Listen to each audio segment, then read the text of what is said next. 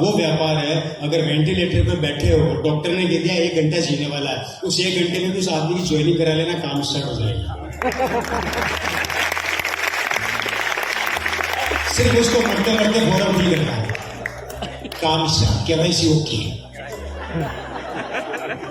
देखा आपने, 18 साल से ऊपर होने के बाद जिंदगी की आखिरी सांस तक हम आपके साथ खड़े हैं। लास्ट सांस में भी बोलोगे जाने वाला हूं, जल्दी एक बटन दबाओ, ये ले।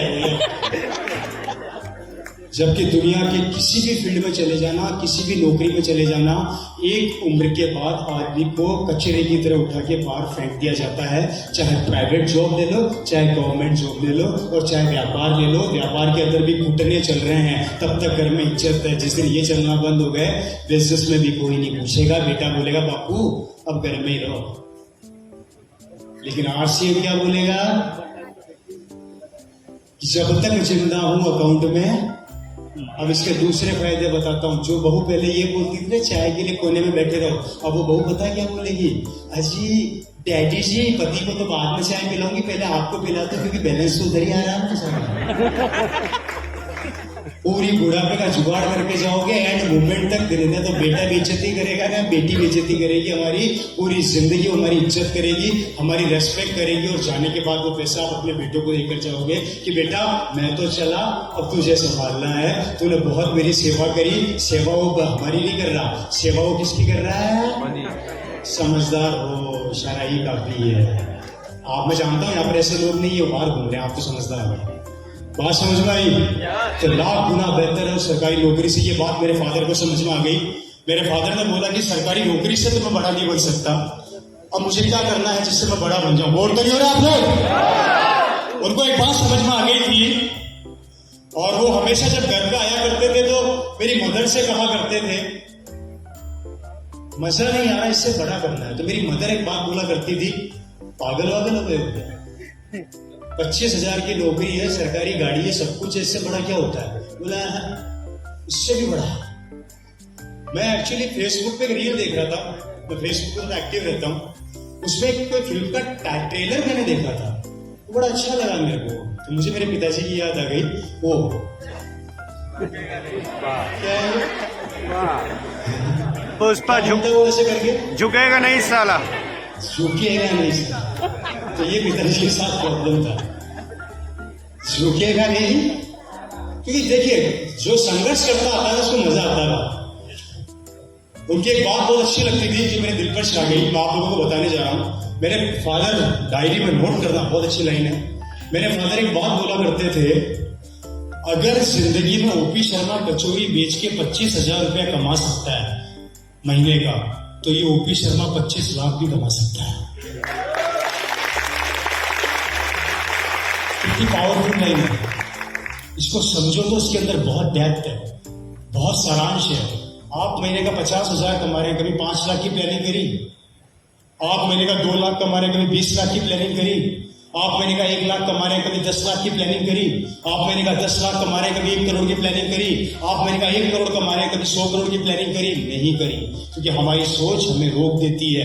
50,000 तो आ रहा है, 60,000 और क्या चाहिए? और यही कारण है हमारे पतन का, हमारी जिंदगी में आगे ना बढ़ने का और सपनों से समझौता करने का। पिताजी ने बिजनेस को स्टार्ट किया, किसी ने उनको RCM बताया। अगस्त सन 2000 के अंदर 2000 में उनको एक कॉन्सेप्ट समझ में आ गया, और आप लोगों को बताते हुए मुझे बड़ी खुशी हो रही है कि सन 2000 के अंदर जब उन्होंने इस बिजनेस को चालू किया था, उस समय एक पैंट पीस आया करता था। एक आदमी भिलवाड़ा से आता है, वो मेरे फादर के ऑफिस में जाता है और मेरे फादर को बोलता है, शर्मा साहब भिलवाड़ा से कंपनी चालू हुई है जिसका नाम है RCM, कंपनी का नाम है फैशन शूटिंग प्राइवेट लिमिटेड। इसमें 5 पैंटें आती है और 5 पैंटों को पहनने से पैसा आता है। तो मेरे पिताजी ने बोला, बेटा पैंटें पहनने से पैसा नहीं आता, पैसा जाता है। बोला नहीं सर इसमें आता है। बोला समझा कैसे आता है? उससे मार्केटिंग प्लान दिखाया, वही मार्केटिंग प्लान जो आप लोग देखते हैं या देख चुके हैं। मेरे पिताजी ने उसको खड़ा किया गुस्से में, क्या बोला उसको पता है? खड़ा हो। वो डर गया, पता नहीं क्या कह दिया मैंने। वो एकदम से घबरा गया, बोला सर क्या हुआ? बोले खड़ा हो। वो खड़ा हो गया, यस सर, जल्दी से भिलवाड़ा जा और वहां से 25 किट लेके आ, वो फॉर्म निकाल, फटाफट साइन करवा मेरा। इतने दिन से कहां था? बोले सर कंपनी तो भी चालू हुई है, कितने दिन में कहाँ तक कर गया। अब यहाँ पर एक समझने वाली बात जरूर समझा देता हूँ। मैंने एक चीज बोली थी, 20% लोग कभी किसी से राय नहीं लेते। मेरे पिताजी के ऑफिस में और भी कर्मचारी थे, उन्होंने किसी से राय नहीं ली जाकर कि आरसीएम करूं या ना करूं। उन्होंने सीधा डिसीजन लिया, फॉर्म साइन किया, 25 किट मंगवा दी। मुझे आज भी याद है, उस समय आगे सिस्टम चला करता था, आज पिकअप सेंटर हो गया।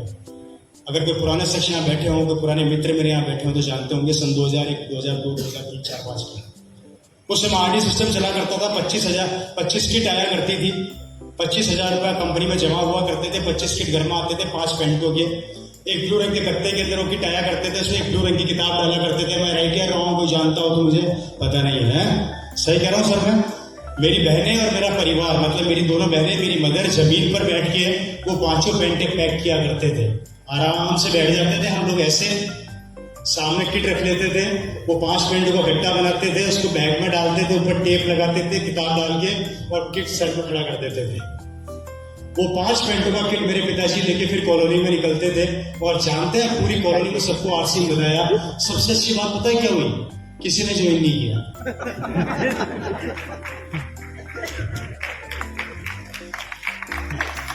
और फिर वो बात लागू होती है। पिताजी बताते गए, लोग मना करते गए, वो बताते गए, लोग मना करते गए, वो जैसे बताते लोग मना करते, उनका एनर्जी लेवल बढ़ जाता था। अब तो करके दिखाऊंगा चाहे कुछ भी हो जाए। 250 किलोमीटर दूर कार लेके अपने दोस्त के पास गए, उसको जाकर बोला आरसीएम ज्वाइन कर ले। दोस्त बोला 4 दिन बाद आना। पिताजी बोले मैं भी तेरा गुरु हूं, 4 दिन बाद फिर पहुंच गए एग्जैक्ट टाइम पर। ये ले आ गया, साइन कर। 5 दिन बाद आना, 5 दिन फिर पहुंच गए, ये ले आ गया। 250 किलोमीटर दूर, कितना किलोमीटर? फिर पहुंच गया, बोला फॉर्म साइन कर। नहीं, 6 दिन बाद आना। 6 दिन आ रहा।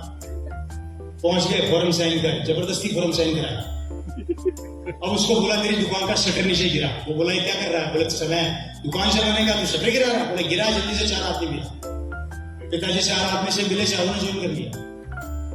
दोस्त बोला कमाता धंधा, जिसको बताया उसने कपड़े ले लिए। वाह क्या दुकान है, चल पड़ी। उस दोस्त को समझ में आ गया, पिताजी को समझ में आ गया। उसी शटर पे दुकान पर कोई और बैठने लगा। मेडिकल की दुकान थी उस दोस्त की, और वो दोस्त वही था जो बचपन में पिताजी के साथ कॉलेज में था। दोस्त को समझ में आ गया, पिताजी को समझ में आ गया, दोनों रवाना हुए। 1 साल के अंदर 2 लाख किलोमीटर गाड़ी अपना से ड्राइव करी। कितना?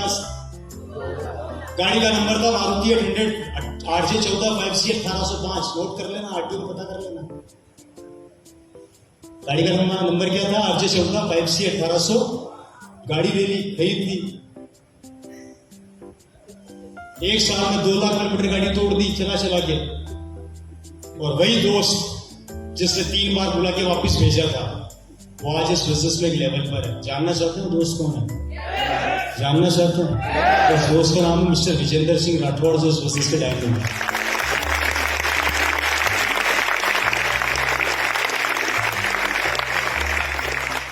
उसके बाद रुक किया हरियाणा का। अब कुछ करते हैं हरियाणा की तरफ।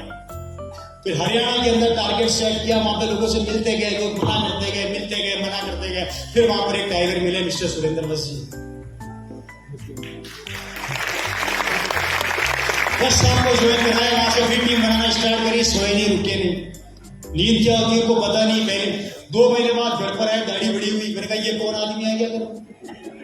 मम्मी बोलती है पापा ये कोई और है। ये दाढ़ी बढ़ा दी अच्छी खासी, क्योंकि उनको दिमाग में जुनून सवार हो गया था, इस बिजनेस को करना है। मेरे फादर एक बात बोला करते थे, आज इस बिजनेस में सिर्फ एक पैंट है।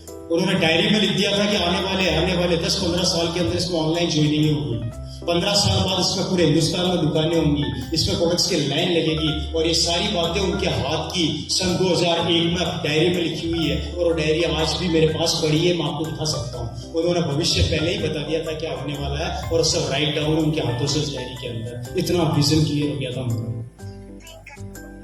1 साल बाद मेरे पिताजी का 1 महीने का चेक था 1,27,500 रुपए का आरसीएम से। 1 साल बाद पहली एनिवर्सरी भिलवाड़ा, आरसीएम की पहली एनिवर्सरी भिलवाड़ा टाउन हॉल, 500 लोग, सबसे बड़ा चेक 1,27,000 रुपए। उसके बाद टिल टुडे आज तक कभी पलट कर पीछे नहीं देखा। आज मेरे पिताजी इस दुनिया में नहीं है, क्योंकि कहते हैं कि जो इस धरती पर आया उसको एक दिन जाना है।